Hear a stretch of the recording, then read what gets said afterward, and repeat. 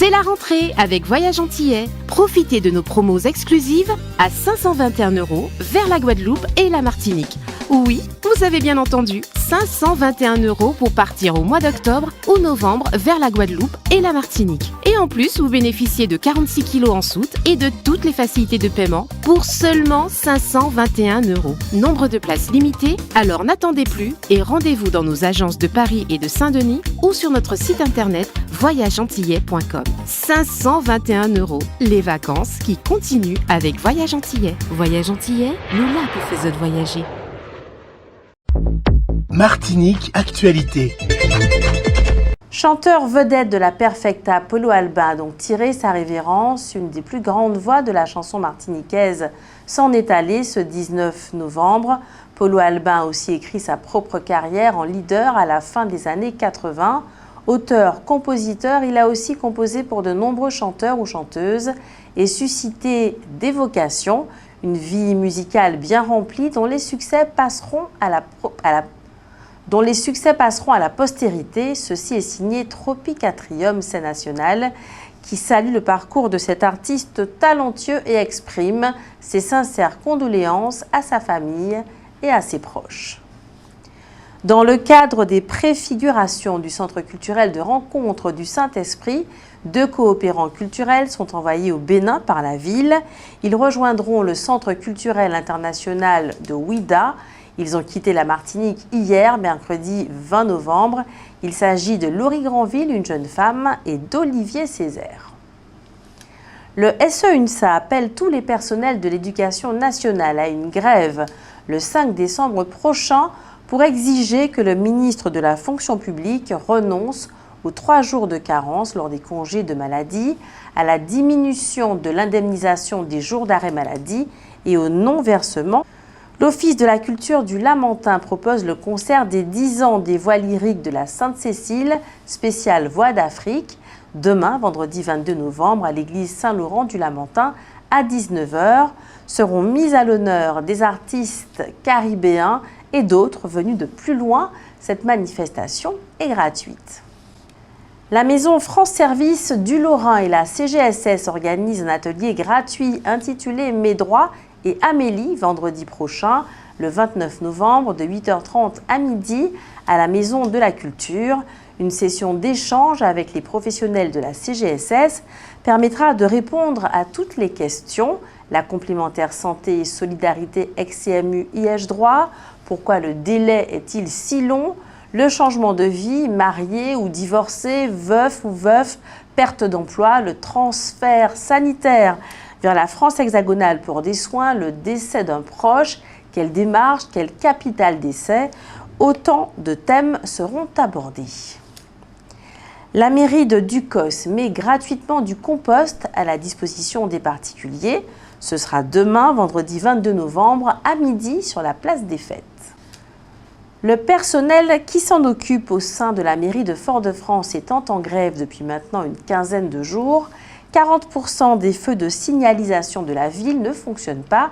L'occasion de rappeler que dans les agglomérations, il n'y a pas de route à grande circulation. La règle est toujours la priorité à droite. Si elle est effectivement respectée, les foyalais pourront peut-être se rendre compte que les feux ne sont pas indispensables pour réguler la circulation. L'association Carrefour de Tivoli, en partenariat avec la ville de Fort-de-France et la CAF, vous convie du 22 au 24 novembre à la fête de Tivoli, à la Maison pour tous de Tivoli. Le programme annonce pour demain, vendredi 22 novembre, une soirée ballet à partir de 19 h. Le samedi 23 novembre, il est prévu un grand chanté Noël à partir de 19 h. Enfin, le dimanche 24 novembre, il y aura un concert live à partir de 18 h avec le groupe Plaisy, le groupe MKG et en invité Suzy Trébeau et Thierry Loff. À noter la collecte de denrées non périssables samedi et dimanche à l'école de Tivoli.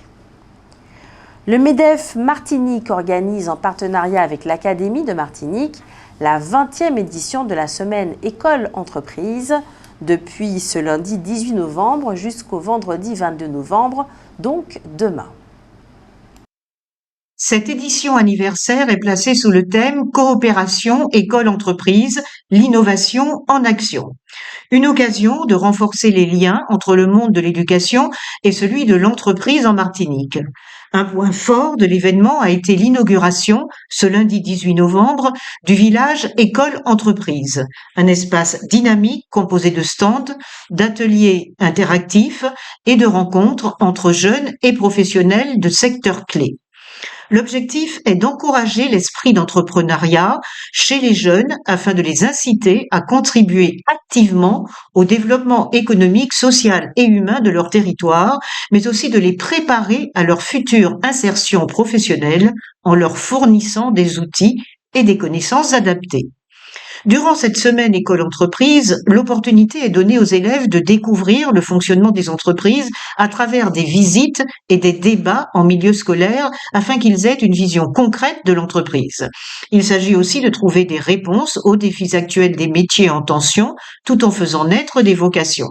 Sont ainsi présentés les métiers et innovations dans le domaine agroalimentaire, dans le secteur du numérique, dans celui des énergies vertes et de la transition écologique, mais également dans les domaines de la grande distribution et de la logistique en Martinique. Aurélien Adam est le nouveau secrétaire général de la préfecture de la Martinique et sous-préfet de Fort-de-France. Il a été nommé par décret en date du 31 octobre 2024. Aurélien Adam a pris ses fonctions ce lundi. Collaborateur direct du préfet, il le supplée en cas d'absence. Il dirige les services administratifs de la préfecture et assure l'animation et la coordination des services départementaux de l'État. Avant sa nomination, Aurélien Adam était affecté à l'administration centrale du ministère de l'Intérieur en qualité de chef du bureau des moyens de l'administration territoriale de l'État au secrétariat général du ministère.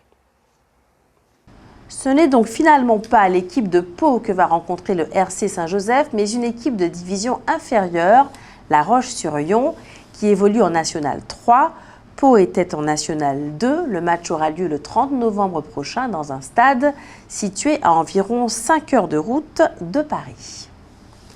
Le niveau de vigilance jaune est maintenu en Martinique. Un curieux phénomène a été observé hier mercredi à Fort-de-France. Des pluies abondantes dans les quartiers sud, notamment à Renéville, et absence totale de pluie dans les quartiers nord de la capitale. Confrontés à la vétusté des réseaux et aux conséquences du changement climatique, les maires des Outre-mer qui participent en ce moment au Congrès des maires de France demandent à l'État de soutenir leurs efforts qui doivent s'adapter aux spécificités de chaque territoire.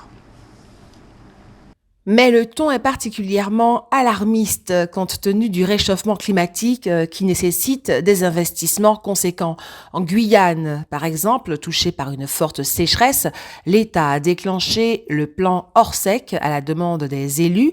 La sécheresse touche aussi de plein fouet la Martinique et s'ajoute à la vétusté de notre réseau de canalisation et à la pollution de l'eau résultant des pesticides et notamment de la chlordécone, a défendu Justin Pamphile, maire du Lorrain et président de l'association des maires de Martinique. Il est partisan d'une remise à plat de la gestion de la ressource. Les demandes n'ont visiblement pas été entendues par le ministre des Outre-mer. Il a renvoyé les élus au volet eau du plan national d'adaptation au changement climatique présenté en octobre, dont les crédits doivent encore être précisés. Passons maintenant à votre rubrique Votre avis compte. Ce soir, vous avez répondu à la question suivante. Est-il pertinent d'attendre le mois de janvier pour se rendre compte si oui ou non le protocole signé a fait baisser les prix ?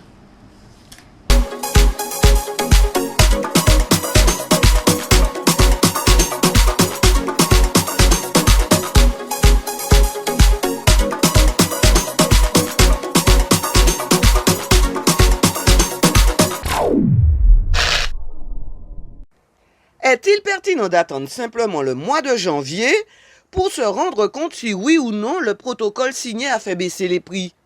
Je pense que ça aurait été mieux de faire avant parce que il y a décembre qui approche, c'est une période de fête et généralement en décembre, on fait beaucoup plus d'achats. Donc ça aurait été quand même intéressant de faire avant janvier. Non, pour moi, ce n'est pas pertinent d'attendre jusqu'en janvier parce que depuis le temps que la manifestation a commencé, la signature le protocole devait être mis en place de suite pour que le peuple puisse voir qu'il y a une avancée, que tout ça n'a pas été fait pour rien, qu'on n'a pas été bloqué pendant des jours pour rien, que non. Il y a une raison de cause, quoi. Ouais, qu'il n'est pas nécessaire d'attendre le mois de janvier, que ça fait circuler encore une nouvelle fois. Voilà, et qu'après, on est sûr de rien au niveau du protocole. Oui, moi je dirais pourquoi attendre le mois de janvier, puisque entre-temps, ils vont faire des lois pour empêcher ce genre de choses. Parce que tout ce que nous allons acheter, bon, c'est vrai, les prix sont de plus en plus très chers, donc non, je pense pas. Parce qu'ils vont faire des lois pour ça, pour éviter ce genre de choses. Et vous allez voir, voilà. Je n'y crois pas. Janvier, le temps que janvier arrive, il y a les lois, il y a les décrets, tous doivent passer devant le Sénat, rien n'est encore fait. Et quand on regarde bien, nous sommes à la fin de l'année. À la fin de l'année, donc à quel moment? Il aurait fallu le faire dès le début. Non, je n'y crois pas. Est-il pertinent d'attendre simplement le mois de janvier pour se rendre compte si oui ou non le protocole signé a fait baisser les prix?